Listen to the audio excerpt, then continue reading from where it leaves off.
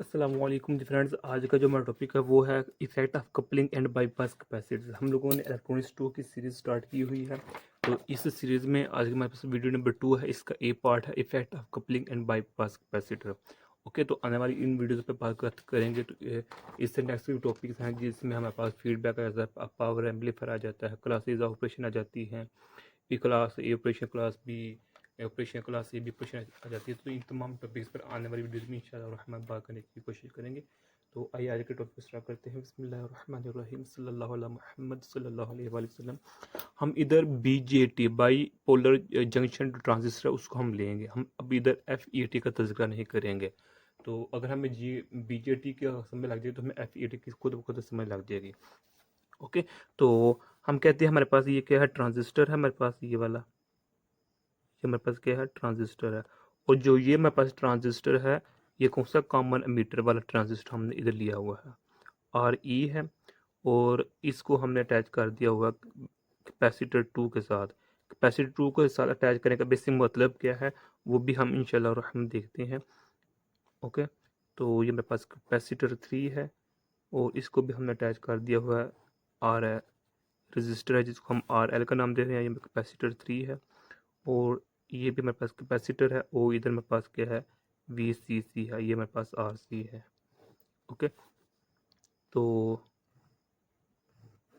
ये मेरे पास रजिस्टर, एक मेरे पास ये रजिस्टर, ये R2 है, ये मेरे पास रजिस्टर R1 है। तो ये मेरे पास कैपेसिटर 1 है और ये हमारे पास इनपुट है, वोल्टेज इनपुट ही है हमारे पास। अब बेसिकली होता क्या है, कपलिंग एंड बाईपास कैपेसिटर कि जब हम फ्रीक्वेंसी को कम या ज़्यादा करते हैं तो कपलिंग इफेक्ट और बाईपास कैपेसिटर पर क्या फ़र्क पड़ता है। और ये कैपेसिटर फिर जो मेरे पास वोल्टेज जो मेरे पास एम्पलीफायर का गेन होता है, जो एम्पलीफायर का फेज होता है उस पर क्या असर डालते हैं। बेसिकली हम इधर ये चीज़ें देखना चाहते हैं, यानी कि फ्रीक्वेंसी को चेंज करेंगे, ये तीनों चीज़ें चेंज होंगी। इन तीनों चीज़ों के चेंज होने से जो मेरे पास एम्पलीफायर का गेन और फेज होगा उस पर क्या इफेक्ट होगा वो हम इधर देखेंगे। अब बेसिकली हम एक फार्मूला जानते हैं जो मेरे पास क्या है, वो मेरे पास ये है, हमारे पास फार्मूला हमारे पास 2 पाई हमारे पास है एफ सी। ओके, ये मेरे पास फार्मूला है। अब इसके मुताबिक क्या है कि जो मेरे पास फ्रीक्वेंसी है और जो मेरे पास रिएक्टेंस है इसका इनडायरेक्ट रिलेशन है, यानी कि ये रिएक्टेंस, ये कैपेसिटेंस है और ये रिएक्टेंस है। यानी कि हर कैपेसिटर की अपनी रिएक्टेंस होती है, जिस तरह हर वायर में रेजिस्टेंस होती है ना, हर वायर की अपनी अपनी रेजिस्टेंस होती है, इसी तरह हर कैपेसिटर की अपनी रिएक्टिव रिएक्टेंस होती है। ओके, तो अब क्या होगा कि जैसे जैसे जब हमारे पास फ्रीक्वेंसी हाई होगी, फ्रीक्वेंसी की वैल्यू हाई होगी तो रिएक्टिव्स की वैल्यू बहुत लो होगी। इसका मतलब क्या होगा कि जो जो मेरे पास कैपेसिटर C1 और कैपेसिटर C3 है, ये मेरे पास कपलिंग कैपेसिटर है।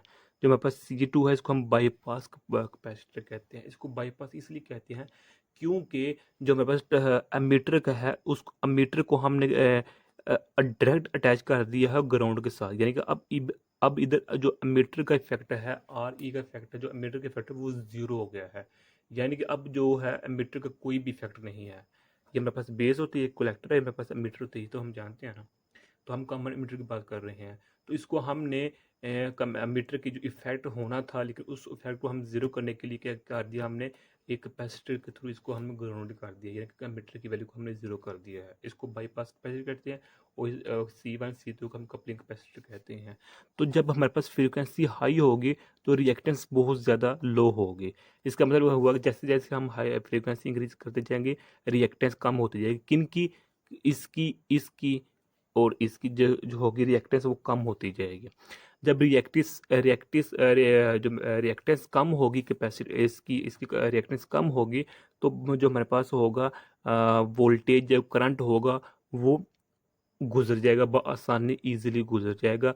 इस कैपेसिटर का उस पर कोई असर, कोई इफेक्ट नहीं होगा। कब, जब हमारे पास फ्रीक्वेंसी बहुत ज़्यादा होगी। लेकिन अगर हमारे पास फ्रीक्वेंसी क्या हो जाएगी, लो होती जाएगी, तो ये रिएक्टेंस बढ़ती जाएगी।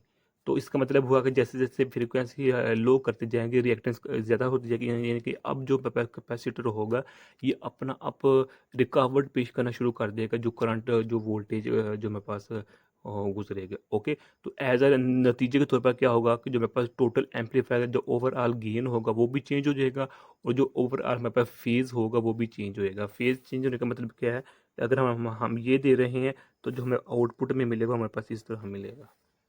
ओके, 180 का एंगल होगा। एक्चुअली अगर इससे हम रीज़न की बात करें कि जो हमारे पास फेज़ होता है वो किस तरह रिड्यूस होता है, जब हमारे पास फ्रीक्वेंसी लो करती है तो रिएक्टेंस इंक्रीज करती है ना, इस फार्मूले के अकॉर्डिंग। तो जब रिएक्टेंस इंक्रीज करती है तो रिएक्टेंस के इंक्रीज करने से, तो जो मेरे पास होगा, अच्छा ये वन है, रिएक्टेंस के इंक्रीज करने से क्या होगा कि कैपेसिटर और R2 के दरमियान एक लीड इफेक्ट पैदा हो जाएगा, एक लीड सर्किट क्रिएट हो जाएगा। वो लीड जो सर्किट होगा, जो वो लीड इफेक्ट होगा, वो जो मेरे पास आने वाली होगा ना वोल्ट इनपुट होगा, उसमें चेंजिंग कर देगा, उसके फेज में चेंजिंग कर देगा। ओके, तो ये एक्चुअली मेरे पास इधर होता है। तो अब ये हमारे पास हो गया कि फ्रीक्वेंसी और रिएक्टेंस का हमने रिलेशनशिप इधर देख लिया है। बाईपास कैपेसिटर की बात करते हैं। अच्छा, बाईपास को स्टडी करने से इसका पहले मतलब क्या है, एक तो हो गया मेरे पास जो ना वो फेज वो चेंज होता है, यानी कि ये मेरे पास क्या था, वीएस था, सोर्स वाला था। तो जब हम आउटपुट लेते हैं तो हमारे पास क्या होगा, ये चेंज होगा, इस तरह होगा, 180 का एंगल होगा, ये तो पता लग गया। अब जो अब हमने कहा था जो गेन होता है उस पर भी इफेक्ट पड़ता है, यानी कि जब देखें ना, ये मेरे पास क्या है, वी एस है। तो जब ये यहाँ कैपेसिटर से गुजरेगा, इस पोर्शन से गुजरेगा जब, तो यहाँ आएगा, यानी कि यहाँ जो बेस पर होगी जो वी बी होगी, अब वो वी बी स्मॉलर होगी, यानी कि जब हमारे पास वी एस होगी जो हमने स्टार्टिंग में ली थी, वो हमारे पास इसकी एम्पलीट्यूड ज़्यादा थी, लेकिन जब इस कैपेसिटर से गुजरेगी तो हमारे पास ये कम हो जाएगी। कब? जब हमारे पास फ्रीक्वेंसी लो होगी और रिएक्टेंस ज़्यादा होगी, तो कैपेसिटर अपना कुछ ना कुछ इफेक्ट करेगा, चेंज करेगा। तो अब ये मेरे पास वी बी हो जाएगी। इस तरह जो गेन होता है, फेज शिफ्ट होता है, मेरे पास इस तरह चेंज होता है रिएक्टेंस के इंक्रीज करने से। तो बाईपास कैपेसिटर में क्या होता है कि हमने पहले बता दिया है कि अब हमने एमीटर के इफेक्ट को कैपेसिटर टू के थ्रू हमने ज़ीरो कर दिया है। तो अब यहाँ एक्चुअली होता क्या है हमारे पास, कि जो मेरे पास आर ई होता है इसकी वैल्यू अपनी फिक्स्ड वैल्यू होती है, ये वैल्यू ज़ीरो नहीं होती, बल्कि हम यहाँ तक जो होता है जहाने से पहले ही हम कैपेसिटर को अटैच कर देते हैं, उसकी वैल्यू को ज़ीरो कर देते हैं। तो जब हमारे पास फ्रीक्वेंसी लो होती है तो रिएक्टेंस हमारे पास इंक्रीज करती है, तो हमें सिंपल हमने इधर कर लिया।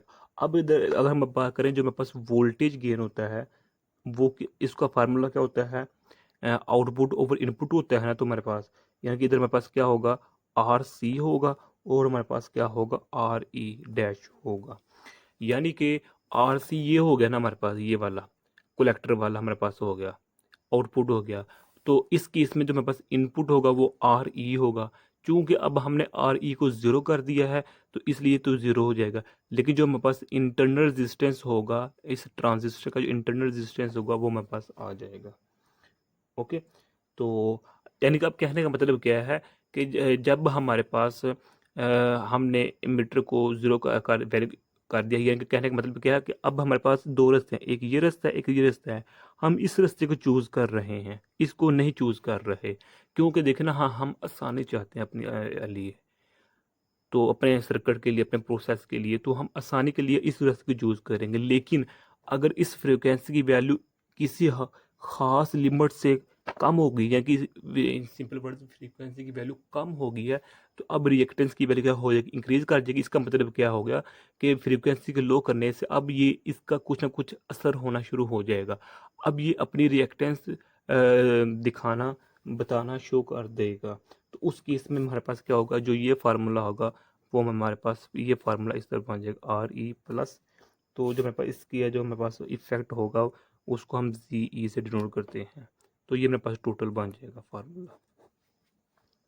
डन हो गया। इस तरह जो हमारे पास वोल्टेज गेन होगा वो रिड्यूस कर जाएगा।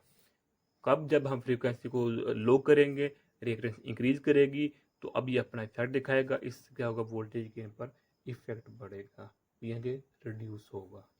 तो यही आज का हमारे पास टॉपिक था। नेक्स्ट जो हमारे पास टॉपिक होगा वो छोटा सा ही होगा, उसमें हम इंटरनल ट्रांजिस्टर कैपेसिटेंस का इफेक्ट देखेंगे। तब तक के लिए हाफिज़। अगर आप लोगों ने अभी तक हमारा चैनल पाक एमएन अकेडमी इसको सब्सक्राइब नहीं किया तो प्लीज़ सब्सक्राइब कर दें। अस्सलाम वालेकुम वरहमतुल्लाहि वबरकातुहू।